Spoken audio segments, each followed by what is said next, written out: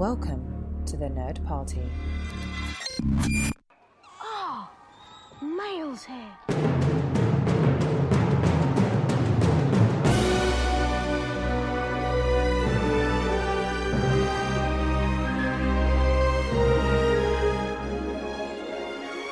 Outpost for the week is freshly delivered once again, and I am just one of the hosts here, Matthew Rushing, and with me, as she is every single week, Andrea Coffman. Hey! Hi! Oh, it's one of those weeks, right? Yep, it sure is. It sure is. Oh, man. Well, at this chapter, we're already at chapter 8. I feel like we're flying through the Half-Blood Prince here, but we've got Snape Victorious. Before we do dive into the chapter, thank you so much for joining us here on Outpost. Help support the show in every way possible. One of those ways is making sure you give us a review over on Apple Podcasts. Let people know what you think of the show. Wherever you get your podcasts, it really helps out the show if you're subscribed. And you get the show as soon as it drops, too. Then you can find us on Twitter at Join Nerd Party. So follow us there. Like us on Facebook at facebook.com/thenerdparty. Check out thenerdparty.com and send us an email over at thenerdparty.com/contact. So, Drea, well, Harry is lying in a pool of his own blood. Yeah, and the name of this chapter kind of summarizes how I feel about it. It's not great. But yeah, so we start and Harry is just bleeding out into his mouth. That's awesome. Pretty awful. Yeah, like it really is. And I love the thought process that Harry kind of has going, which is, okay, so nobody knows I'm here. Hermione and Ron have prefect duties that they won't realize I'm there till it's too late. And this train is going to leave, and I'm still going to be here. And who knows when this blood is going to stop? Well, and because I can't do anything about it. Right. And then I also at some point he's like, and I'm in a fairly compromising situation. It's a little embarrassing. I don't really want anyone to find me like this. It is pretty embarrassing, honestly. I mean, he got his nose kicked in. He got taken by Malfoy. It's pretty awkward. Yeah, I kind of feel for him. Like, I would not want to admit that either. Like, I would also feel really embarrassed and and not only that, but there's this really interesting moment where he's like, oh, maybe I can summon my wand with because I know that you can do spells without speaking. Maybe I can do that. So he's trying to get his wand to come to him and it's not happening. And so I kind of liked being reminded that there is a type of magic that we haven't seen these kids be able to do yet, which is magic where they don't have to speak out loud the spell. Yes. It does let us know that there is still a level to which these kids have not reached yet. And it makes me really interested then. Honestly, that tiny little tidbit makes me really interested to see if they will be able to reach it in this book or maybe even the next. Yeah, I also agree that it's also nice to see something Harry can't do. But I also really love this idea that he's like, I don't know how to do this. I don't know what it takes, but you know what? I'm damn well going to try. And I just love that attitude, right? That's something that I really look for in coworkers and friends. And it's you know what? I don't know what I'm doing, but I'm going to give it a shot anyway. I'm going to be brave. I'm going to be clever. And I just love that moment where he's like, you know what? Why not? I can't lose anything. I'm already super awkward and oh, well, let's see what we can do. And he tries so hard and it just doesn't work. But then sort of this mysterious savior comes to help him out. And he's super duper confused. Well, and it turns out it's Tonks. And so that now we figured out where Tonks is. She's been assigned to, guarding here at Hogwarts, which is great. And really nice that she's the one that's there because she's not going to make a big deal out of it. She also isn't actually looking as good as normal. She's kind of looking miserable and mousy haired. She doesn't have the vibrance that she normally has. But she does, luckily, fix his nose, which definitely feels better for him. And then she tells Harry, put your cloak back on. We're going to make our way up. And then she sends off a Patronus to send a message that she's found Harry. And so she's actually stationed here at Hogsmeade. So that's her job now. And what's really interesting, too, is that we learn some of the other Aurors that are here at Hogsmeade. And one of them is called Proudfoot, and the other one's Savish. And Dawlish is there, too, which is interesting because he actually attacked Dumbledore last year. So, little strange. Well, and I do like how she explains that she realized he was on the train, and I love that they have to jump off the moving train, right? Like that train's on a which schedule. Is kind of cool. It's not waiting; he's got to jump. But it makes it feel like a great Western movie. Oh, we gotta jump, right? It also just kind of shows that there's no time to waste. She's not wasting it. We're gonna do what we gotta do.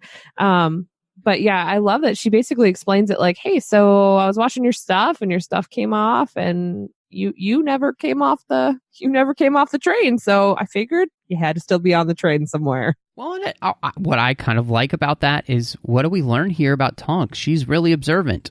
Like, she's doing the job that she's been asked to do. And I think what I learned here is that Tonks is somebody that can be trusted. Yeah, and she's very good at her job, right? Because the other thing she notes is that she just started looking. She had no idea where he was. And the reason she picked that particular car was because the drapes were drawn. And she thought that was odd. Like, it's just the little things. It was just such a nice little touch. Like, and he doesn't question it. And she just gets him going, and they, hike their way on up to the gates. And, I love that Harry tries to open it with Alohomora. And she's like, oh, that's not going to work. Yeah, that's actually really funny. It's also quite interesting because what we also see here is that it is not anybody that Harry would want to have coming to get him. It is Snape. Nobody wants Snape to be the... Well, maybe Malfoy is, but nobody wants Snape to be the one. Yeah. Yeah. He's just awful. Well, and then he says something interesting, because they kind of have their back and forth, right?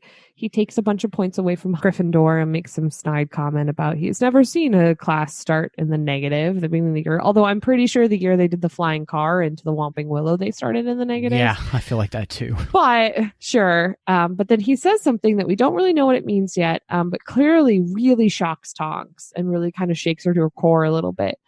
He says something about he was really interested to see her new Patronus, which I don't think we knew Patronuses could change, and that he thought it looked weaker than her last one. And then he kind of turns on his foot and takes Harry and walks away. And there's a moment where they say that the light hits Tonks' face, and she's just shocked by what he said, which we have no idea of the context of what it is, and we don't even know what her Patronus was. But it clearly means that Snape sort of crossed a line with her. And that she was not expecting that. So that's kind of another, we're talking about she's starting to lay the puzzle pieces and build the mystery a little bit. This is adding to that mystery of why Tonks looks so different and such a shell of who she used to be. Yeah, I found it fascinating, that mystery. And so it's interesting too, because as they walk back, like you said, Snape kind of taunts Harry, basically. He gets back. He won't let him go upstairs and change or anything. So he has to walk in. He's covered in blood. Luckily, Hermione takes care of that for him. Well, and he mentioned something about not putting on the invisibility cloak as Harry was thinking of it. And he was like, it's almost as if he read my mind. And I'm like, in the last book, we know he can do that. So yeah, That's true. He probably did. Yeah. You probably should watch that, but sure. Yeah. Yeah, it is funny that Harry forgets how good Snape is at legilimency. And how good you are at saying that word, because I would not come even. Yeah. Harry is not at blocking his mind either, so... it's interesting too, because I love Harry. He's like, so did, because he missed the sorting, and they have anything interesting to say, and they're like, more's the same, really just advising us to unite, face all our enemies, Blah, blah, blah, blah, blah. I think they even say kind of a blah, blah, blah. Yep. It's really funny.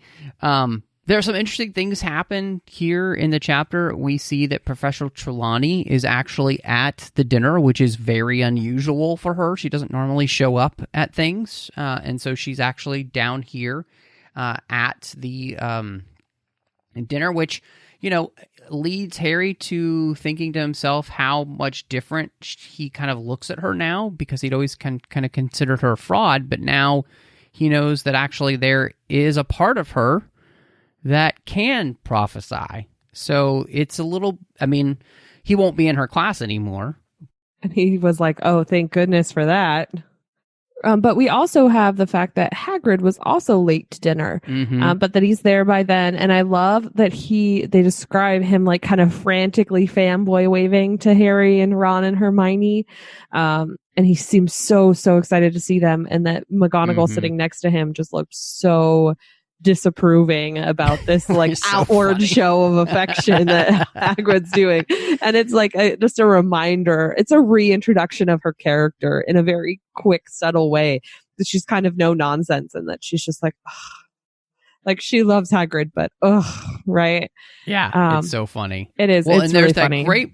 There's that great moment with Nearly Headless Nick, where he's talking about how Harry Potter can trust him and confide in him with complete confidence, and how he would rather die than betray his trust. And then Ron has one of the best lines in any of the books when he says, "It's not saying much since you're already dead." And then he says something like, as per usual, the show of tact that you have. He basically lays into him like, yes, just like you, to be totally insensitive. It was pretty funny. We also have everybody kind of seeing the fact that Dumbledore's hand seems to be very injured, and if not kind of looking deadish, like it looks like it's dead. Yep. Which creates a lot of conversation for everybody. And this is where we get the introduction with the message from Dumbledore that, well, the reason that Slughorn is here is not to be the Defense Against the Dark Arts teacher. He is here to be the new potions master. And I love that Ron and Hermione are like, but you said, Harry. And he's like, I thought. I just assumed. Yeah. You know what they say about assuming. Yes, I do. I do find it interesting, though. This is kind of one of those moments where I think Harry's beef with Snape goes a little beyond what you would normally think of, because he actually says something like, well, it's not a problem. And they're like, well, what do you mean? And they're like, well, he's going to be gone within a year. I mean, the job is jinxed. He's like, I hope he's dead. And everyone was like, whoa, whoa, you took this too far, Harry, too far. And he kind of agrees with them, but at the same time, he's just like, I guess, but maybe not. He clearly has it out for Snape. On the moment that Dumbledore says it, he yells out really loudly, and the whole place hears him. He says, no! Like, loudly enough to turn enough heads in his direction. So, yeah, this is not something that he's pleased at, Well, it's like the one class he's always enjoyed that's now going to be filled with the person he likes the least. And it actually kind of, feeds into early, like a last chapter, we didn't mention, but Luna had asked when the DA lessons were going to start up again this year. And he was kind of like, well, I don't think we need it now, right? And I feel like he's maybe questioning that a little bit this time. I was like, maybe we should keep having DA lessons now that Snape is teaching Defense Against the Dark Arts. But yeah, it's still an unpleasant situation for everyone. And he just can't stand the look on Snape's face. And I'm with him, the smug look that he has, like he's finally won. That I'm with Harry. I don't want to see that. I mean, who would? Not good. Yeah. Just not good. Agreed. I do really like, Dumbledore has a really interesting message at the end, and he says how he can't emphasize enough how everything that can be done to keep the students safe at this time has been done, and that we need you guys to respect that. Right. Like, we need you guys to take this seriously, and that if you're seeing anything out of the ordinary, that, you report it right away, and that, you regard each other well and look out for the safety of each other. And I feel like that's a really, Dumbledore, he takes a good moment here to really remind the kids of the dangerous situation they're in, and the fact that going outside the lines this year could legitimately end in your death. More so than any other year, you need to behave. Yeah, it's interesting because he's always been the one who never really sugarcoated it for the kids, right? And so I think this is that where he sort of, it felt like a little bit like he was cashing in on that, right? Like, I've always told you the truth. I've always been very open with you about what's going on. So in this case, I need you to trust me and trust what we've put in place, that it's for your own good, right? Like, it's almost like he's been earning this and now he's cashing in on it, in his request, because it's less about telling the kids something important and more about telling them they need to listen to him. So it was a sort of a slightly different message than they've had before. But it is important. And I always love that he asked them to take care of each other, right? Which is what essentially, by asking them to look out for each other and report things, he's basically saying, like, you guys need to also have each other's backs, which is what the Sorting Hat has been saying for the last couple of years now. Yeah. It's very true. I like to hear that we have the conversation. Ron and Hermione kind of learn why Harry was late, and he's trying to explain what Malfoy was saying, and they're not really buying it, and Harry's frustrated again that nobody's listening to him. And they also run into Hagrid, who he tells them why he was late, and he's been hanging out with Grawp, who has been up in the caves where Sirius had been staying when he was here, and he's been really enjoying it. He's liking it a lot more. He's apparently learning a lot. And Hagrid's even talking about how, he might even train him up to be his assistant, and how he can't wait for them to see Witherwings again. And all of the kids realize as Hagrid walks away, and this is actually the end of the chapter, that they aren't going to be in care of magical creatures, and he feels bad because Hagrid's 3 favorite students aren't going to be there. Yeah, that this is the year none of them were going to take that again. And it's like, well, because Hermione wasn't there, I don't think. I think it was just Harry who's like, oh, yeah. I know none of us are taking those classes this year. Like, what are we going to do? But yeah, it's again that moment where you're like, he cares about him, but like Harry cares about Hagrid. But oh my, oh no. Yeah, it's one of those moments too, and I think it's interesting because I think we've it's one of those moments that, like, growing up, right? And you have that thing that your friend is really into, but you're not, and you kind of have to finally make that break in that, like, you can't pretend anymore. And so this is kind of going to be that year where they have to make that break with Hagrid in that sense, where we don't have to take this class anymore, and it's not the class that really interests us, and so it's not about you, Hagrid, it's just, So I think that's really interesting, and it's an interesting place to kind of leave the chapter because, like you said, it's a chapter that's just kind of like, it really is a melancholy chapter. Like, so much of the last 2 books now have had these type of moments where it's like Snape has seemed to have won the danger we've been reminded of, and nobody's listening to Harry again. And so it is kind of like a little bit of a downer of a chapter. Yeah, it's every time you seem to think one issue is resolved or wrapped up, just another one gets piled on, right? He gets his face cleaned up. He tells Ron and Hermione what he heard, but then they don't believe him. And then he realizes that no one's taking Hagrid's class. And then he learns that Snape is going to be the DA teacher, and just like one thing after another, that he's just like, it's almost like I just can't win. And it's such a downtrodden way to leave this chapter, because Harry just probably went like and hung his head and went to bed.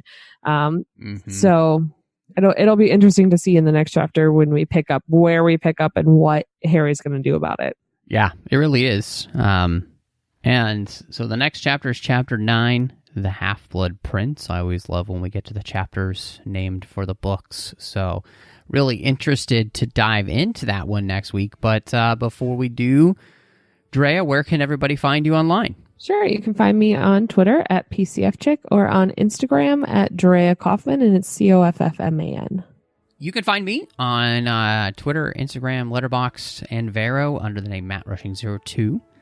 You can also find me here on the network doing aggressive negotiations with John Mills. We talk about Star Wars each and every week, and with The Mandalorian having started, we've got so much new content to talk about, as well as everything that's going to be coming out with Star Wars. You can find me over on the Trek FM network doing 2 shows. One I do with Chris Jones. It's called The Orb. We do that when we can get a chance. We talk about Star Trek Deep Space Nine. You can find me doing the 602 Club, our general geek show, talking about all of the fandoms that we love. And then last but not least, I talk about films through the lens of faith, and I do that with my friend Courtney. It's called Cinema Stories. But we want to thank you so much for checking your Outpost. Mischief managed.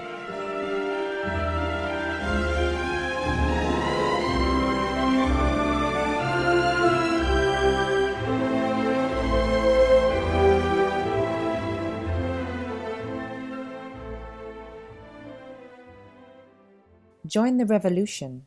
Join the Nerd Party.